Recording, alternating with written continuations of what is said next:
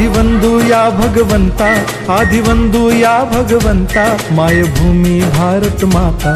सर्व धर्म शांती समता, गुरुजन माता पिता, राष्ट्राचा पालन करता, निसर्ग अन्नदाता, वैज्ञानिक रक्षण करता, माता अन भगिनी भ्राता। स्मरू पुराण बायबल गीता, स्मरू पुराण बायबल गीता, आता गिरू एकच कित्ता, आता गिरू एकच कित्ता।